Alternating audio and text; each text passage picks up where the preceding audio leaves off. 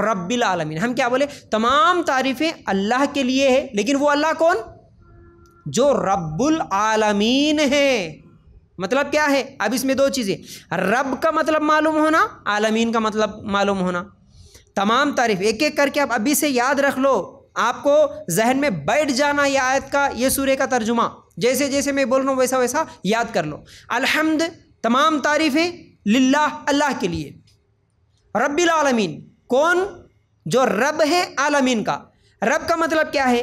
رب کا مطلب ہوتا ہے خالق، مالک اور مدبر. اب یہ خالق، مالک، مدبر کا مطلب کیا ہے؟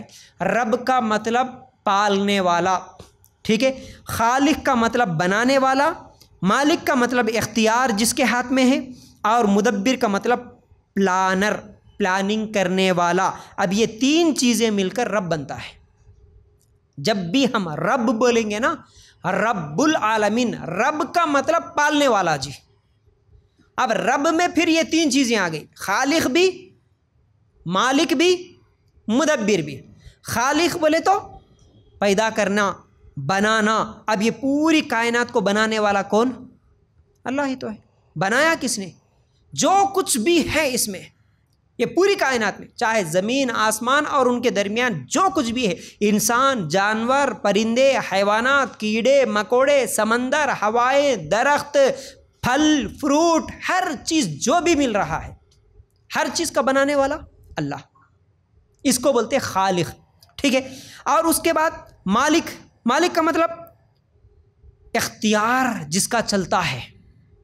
کس کا کنٹرول ہے ان تمام چیزوں میں؟ ان تمام چیزوں میں جو زمین و آسمان، جو پوری کائنات ہے، اس میں کنٹرول کس کا ہے؟ اللہ کا. اللہ کے علاوہ کسی کا کنٹرول ہے؟ سورج وقت پہ نکل رہا ہے، وقت پہ غروب ہو رہا. چاند وقت پہ نکل رہا، وقت پہ غروب ہو رہا.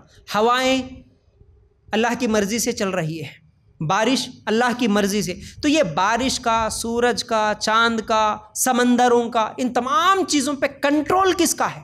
اللہ کا ہے. کوئی یہ بول سکتا کہ نہیں جی اللہ کے علاوہ ایک دوسرے معبود فلاں یہ بھی ہے، ایک فلاں درگاہ والے وہ بھی ہیں، ایک ہمارے بابا یہ بھی ہیں جن کا سمندروں پہ کنٹرول ہے، جن کا ہواؤں پہ کنٹرول ہے. وہ جب چاہے ہواؤں کو روک دے، جب چاہے سورج کو روک دے، جب چاہے چاند کو نکال کے لے آئے. کوئی ہے جی دنیا میں ایسا؟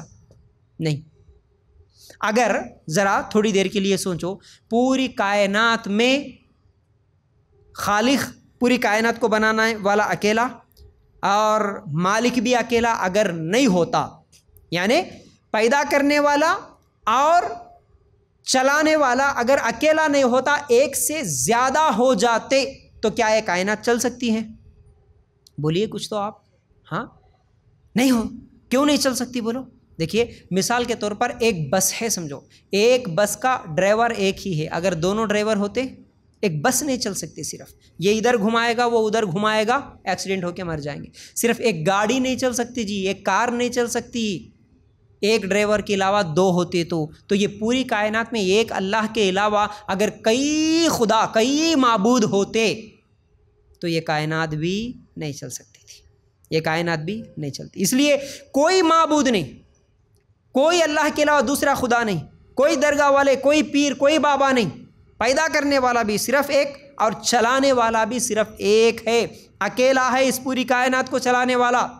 اور اس کے بعد دیکھیے مدبر، پلانر. پلانر بولتے ہیں اس کو، پلاننگ کرنے والا. پلاننگ کا مطلب زمین کیسے رہنا، پلاننگ ایک اللہ کی تھی.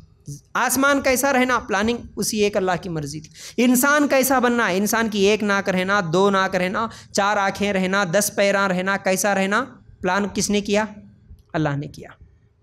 کون سا جانور کیسا رہنا، کون سا درخت کیسا رہنا، کون سے درخت کے اندر کون سا مٹھاس، نیمبو میں کیسا رہنا، انار کیسا رہنا، سیب کا مٹھاس کیسا رہنا، کس میں کون سا ٹیسٹ رہنا، ہر چیز پلاننگ.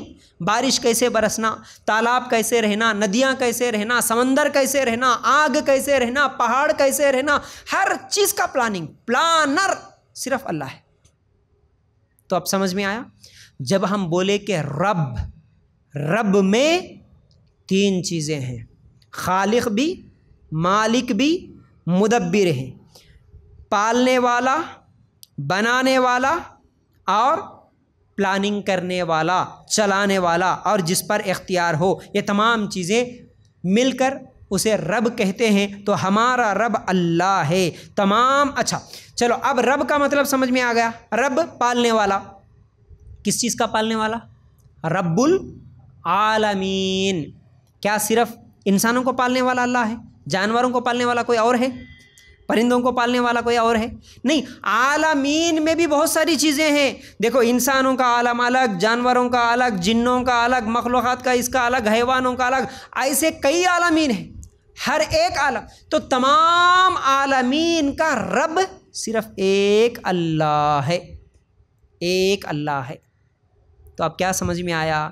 الحمدللہ رب العالمین کا مطلب تمام تعریفیں، تمام شکر اس اللہ کے لیے ہے جو تمام جہانوں کا پالنے والا، تمام عالموں کا پالنے والا ہے۔ اس اللہ کے لیے تمام شکر ہے اور تمام تعریفیں ہیں۔ یہ ہے الحمدللہ رب العالمین۔